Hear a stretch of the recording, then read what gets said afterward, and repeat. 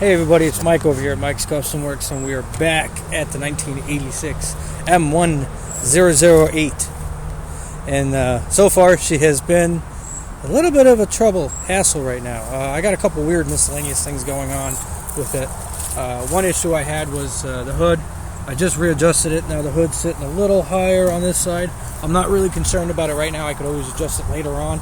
My biggest issue is that it was hitting the vent plate in the back, and it was starting to chip up the paint, and I'm trying to keep this paint as best safe as I possibly can.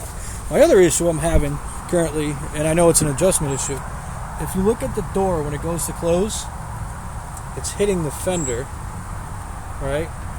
And it looks fine now, but when I go to open it, I got to push in here so that it doesn't like bend it, because the last thing I want to do is bend 30-year-old metal. And my other truck doesn't do that. And I know one of the things I changed when I was having issues a while ago was the striker. I changed the striker, but the striker has absolutely nothing to do with that. And it was something I think I remember taking the door off. I did something a while ago. I did a lot of stuff drunk on that truck, and it's amazing it came out as good as it did. The other interesting, weird electrical issue, or other issue I'm having is this one. And I've asked a couple people about it, and they said check all my cables and battery cables and etc., etc., etc. So you turn the key, put the key in, turn it, right, all the lights come on, the voltage meter looks good, okay, and you put your foot on the accelerator to get it to, get the light to come on, and all the lights go out, and you'll see this.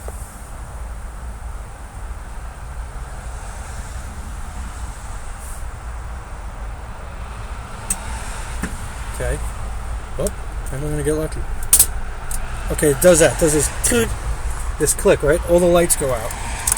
I shut it, I pull it back. Okay, so this is the unit here. Okay, now of course this obviously I gotta do this the right way. This was from the previous owner. I go to turn the key again, and I got nothing. No lights whatsoever, right? Odd. Very odd. Now let's check the hood. So same thing, I'm gonna pull it, and I got a new cable and release cable coming. So the hood pops, right? And that was an adjustment I did yesterday that I didn't film, which all it involved me doing was yanking on the cable. I have no scientific proof or evidence of how I did it, but all I did was yank on it.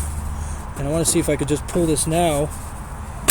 Yep, I can pull it now. So before I had to move the hood a certain way, now I can do it one-handed. And as we go to lift it, she stays up and she's not touching. And like I said, all I really got to do is, you can see like the previous line, the dirt marks on it and stuff, and all it really comes down to is just fine-tuning this, trimming it down so the hood sits a little bit lower, but like I said, I'm not worried about it. But one of the issues that I see with this truck, and you're going to experience this with a lot of vehicles you buy, I had this problem when I bought the Camaro, and I didn't have this problem with the Chevy truck, the first C10 that I bought, or this isn't a C10, but when I bought the C10 was barely touched. The original owner, it was a work truck. They didn't touch it. They just maintained it. This was touched a little bit. This guy I bought it from, he had it for 4 years. He put air horns in it. He obviously screwed around with the wiring and stuff. He knows the truck inside out. I'm not trying to bash the guy. I don't want anybody to think that. If he's watching, I don't want you to think I'm bashing you. But a lot of times what happens with a vehicle like this, people start like adding wires and taking wires away and cutting it and leaving leads all over the place. And I did that with my Dodge Ram many, many moons ago, and it took a long time for me to actually go through all the shit that I did to it and rip out all the wiring that literally was just, it was dead on all different sides. And I come across something like this that kind of worries me a little bit. I got a plug in the lead that doesn't go anywhere. I don't know what this is offhand. I think it's a wiper motor. But the wire's cut on it here. And I don't know what wire that would have been. I'm guessing by the same color of pink, this wire and that wire went together at one point in time, and it was cut because it's probably not working. Then there's just a mysterious black wire coming out of it that doesn't go anywhere. We got, like I said, I want to get rid of the horns. I don't want the horns in here. We got miscellaneous grounding wires. Got a wiper fluid tank here. Let's take a look at this. So that's a wiper fluid reservoir, and that hose runs Tracing the holes down into this unit. So I guess the wiper motor probably doesn't work. That's he probably just cut it out or something. I'm guessing why this wire is cut on it. And it was, like I said, this was like that from a while ago. And then you got this cluster down here, which this I know from my experience, this is related to horns. It's a relay for a horn. This down here, I have no idea what that is. The valve and everything, that is new to me. I'm not a diesel person. I'm more gasoline. So this is a learning curve for me, to say the least. It's definitely a learning curve. And I'm definitely learning as I go along, and I don't mind people commenting and telling me like, hey dummy, this is what this is, or this is what that is. And it's like, oh, okay, cool, because I didn't know. I don't mind, that helpful heads up. So like here we go again, we got this red wire lead here. I'm guessing that's running over to the horn or the horn switch. Now if I mess with the cable here, because one person said check your grounds, check this, check that. I'm like, oh my god, there's 9 million fucking wires under this truck. And one of the things I did notice earlier, I started messing with that, this cable kind of like moves a little bit. I'm trying to get this off here. I don't want to rip it off. I want to keep it, but you can see that this has like a little bit of play in it. And that could definitely be causing some issues, because that connects the two batteries together. And this one here has no play in it. I'm trying to keep the phone peered for where you guys are looking. And this one has no play in it. But, oh, look at this. Okay. I just touched it, and it's wiggling. Yeah, that would cause some issues right there. That's a grounding lead to a battery, and that's literally just floating in there. That's not even attached. That might be my issue right now. That might be the whole issue, is that it goes to get power from it, and it just kicks back because there's no power. Now, why would all of a sudden? You got to think the last time this was probably touched by the looking of the color of the wires, it was probably 4 years ago, a couple years ago. Things get wet, muddy. You could tell it's been mudding before. There's a little mud on different stuff, like anything else I have. Like that whole air filter. A lot of stuff's going to come out of the engine bay of this truck and get repainted. By the way, in case you guys were wondering, I'm not keeping it looking the way it is. I'm gonna literally rip out all the wiring that's not needed in here, replace the wiring, replace the hosing that's needed, take out the air horns, replace a lot of connectors. If the batteries need replacing, I'll buy new batteries and replace them as well. I don't really care. It said like 1218 on them, so I think that was 2018 in December. So what is it, 21? That's only 4 years ago. 18, 19, 20, 21. Yeah. Hey, you got to count sometimes. You never know you're wrong. These things look like they've been chewed up really bad. I can't figure out why these things are so chewed up looking. I don't know if that's how they look normally, or if they're just chewed up for some weird ass reason, because there's a bolt here. I don't know why these would be chewed up, and it's the positives that are chewed up, right? Found it in Patchogue. That's on Facebook? Yeah. Nice truck, man. Yeah. Thank you. A little 16, let's go. Yeah. Is it 24 volt? Yeah. Not hard to convert. No. You got toys? Oh yeah. Oh, they are, yeah. You too, man. Alright, so that was one of my neighbors who's got the extreme conversions. He's got this Ford flatbed thingy. Anyway, saw this on Facebook. I guess I got to it before he did. That's kind of funny. Yeah, my whole neighborhood's we're all classic cars, and it's whenever there's a car that's out for grabs, everybody fucking jumps on it. And of course, I jumped on this one before everybody else got their money together. I already had money sitting off to the side to buy another one, and the guy says, obviously you have a lot of toys. Yeah, I got a lot of toys. That's an understatement. I got a lot of toys. I got toys in the backyard too. So what I want to do right now is this wire definitely is making me excited, because being how loose it is, that's definitely got to be it. And then this is a little loose up here. I want to do this one. And what I'm going to actually do is I'm going to run through this one here, this one here, this one here, and this one here. And I'm going to loose them a little bit. I'm going to clean them. I'm going to burr them. I'm going to put a dielectric. Is it dielectric grease? I forgot what it is. It's not. I don't think it's dielectric. Dielectrics or something else. I also figured out another thing. I got to lose a little weight, because to get in between these bars pushes my stomach together. But anyway, so that was actually really kind of funny encounter. I definitely want. I'm going to unbolt this, clean up the wiring, and attach that. See if that fixes it. Run through some of the wiring that's in here and see what I could start removing now as we speak. Like I said, I actually got this thing. I got it insured on Tuesday, and today's Wednesday. I just went to the DMV. I got lucky at the DMV. They let me go in there without a reservation to go to the DMV, which is such a weird thing to say out loud. And I was able to get the truck registered, get plates, and get a title. And obviously, the title takes like 4 weeks to come, but I got plates for it, so now I can actually legitimately drive it on the road once she wants to run again. So that's pretty dope. The only thing that really sucks is I got 10 days until it has to get inspected. So I also have exhaust components that I bought. I normally don't tell people beforehand, but I figured I'd let you guys look it up so you guys can see what they are. They're called M1008s. They're by Gibson. It's a type of muffler where it's a little quiet until you get on it, and then it's got that nice roar. And then I'm doing the tips on it. And what I'm doing is I want to keep the original style that's on the back end, where it cuts out on both sides. Because one of the things I learned that's pretty cool with these trucks that you normally don't find, which is really funny because this truck is very similar to my 86 C10. The only real difference is minus 4-wheel drive, military, and a whole bunch of other random shit, and that one's gas and this one's diesel, is that this truck actually has true dual exhaust on it, which is phenomenal. I wish that had true dual exhaust.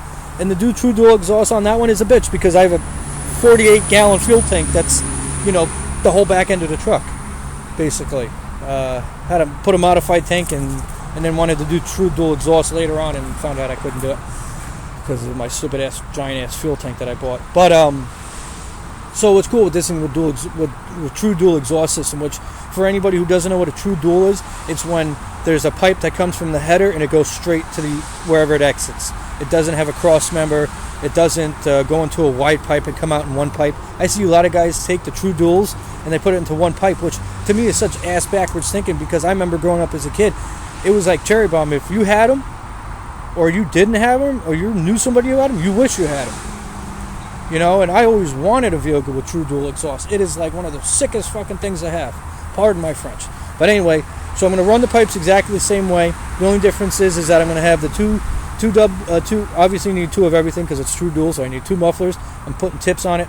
And what I'm going to have is these tips that are about 10 inches long, and they're going to come out roughly probably about here, but I'm not going to do them this way. I'm going to actually have them sitting at an angle here. And they're, what are they by? They're by GEM, G-E-M, and they're called Lucky Somethings, and they're a hexagon with a cut in them.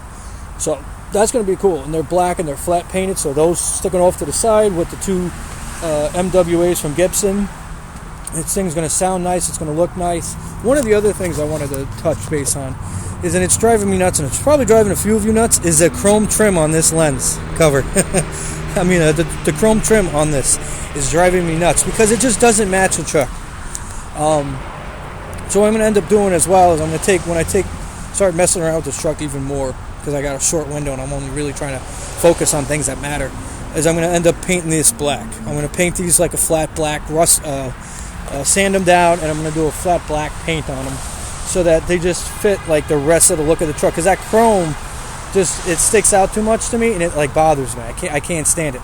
So I want to sand that down, and I'm going to paint them black just so that it matches with the rest of the flow of the truck, has that rustic look to it. Maybe I'll get some black, maybe some green, some brown. I don't know. I got to experiment with it, how it looks, but I think just black trim is going to look the best. These guys, obviously, this is, that's something else altogether. I got new plates coming in, rocker plates coming in. I got new floor mats coming in. I see he's got like 9 million floor mats. Look at this. There's a floor mat for a floor mat, and there's a floor mat for a floor mat, and then there's a floor mat for the floor mat. And I was nervous too when I started like removing the floor mats, and one day I'm like, oh god, there's a big giant rust hole. There's a big giant rust hole. And I'm like, no, there's just like a shit ton of floor mats in here. All right, that's good. Another thing too. So I remember, I think I mentioned in probably the first video, I'm trying to talk quick because I hate having long videos. Nobody really wants to watch them anymore. Is the glasses gone? What a killer. Well, you could actually buy it from two different places. You could either buy it from LMC Truck, which everybody hates. I've never had a problem at LMC Truck. I think the reason why is because I make sure that the part I'm buying is the part that matches my truck. a lot of people go on there and they don't look at the catalog and they don't match up the numbers, and they buy things such as the upholstery for the seat, and they buy it and it doesn't fit, or it's not the right shape, it's not the right color, it's not the right pattern. You got to make sure the numbers match. If the numbers match, it's going to look fabulous. Okay, I bought the upholstery for this. It's like $300 and some odd from LMC Truck. I did the Chevy truck. It came out beautiful. It's the same pattern. It's the same type of seat. It's a little different because this is the K's and that's a C. But I bought the same upholstery. I bought the upholstery for this with the same design. You guys will be seeing me do that. Most likely not live because I use a lot of colorful language when I'm fighting with shit. That doesn't want to work for me. See, I got on a rant. So if you know, and the other place too, if you don't want to use LMC Truck, I also found the glass also on carid.com. carid.com. I looked it up, the whole model, the make, the truck, the VIN. I don't think I put the VIN in, but I think I put some other miscellaneous shit in to look up the vehicle, and they had the window for me as well, the glass as well, and it was basically whoever can ship it to me quicker is who I went for. And it was only like $60 for the glass, and it's great too because it's just the glass. Now the problem is that I didn't know this, but this whole trim, which a lot of you might know, this whole assembly piece actually comes straight down and it's inside the door. I was always wondering how the hell is going to get the glass in there. So I got the glass, and I got the gaskets coming. The only other pain in the ass thing that I'm going to actually have to do is take off the inside of the door panel to access the part that's inside of here, which this whole thing really looks weird if you ever see it online.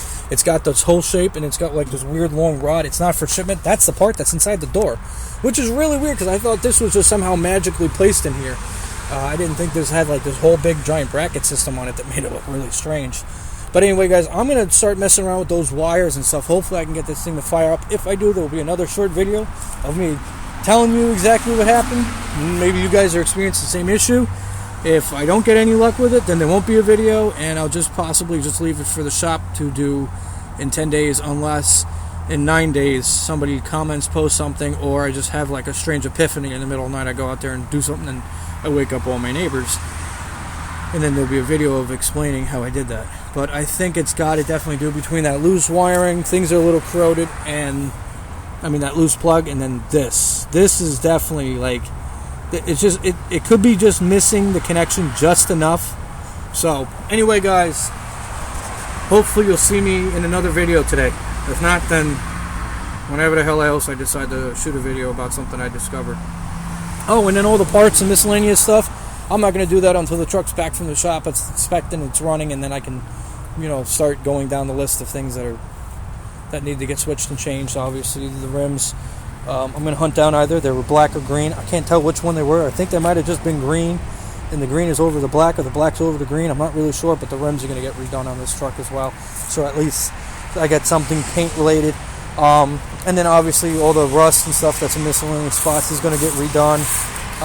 You know, we got like little rust damage here in the fender, so I'm going to try to get that all fixed up, get this fixed up. I don't know if I'm going to get it fixed, more or less just kind of stop it from rusting, which that's a whole project by itself. And then the whole underside of the truck is going to get completely stripped, sanded, and undercoated. And that's it. Alright, guys. Peace.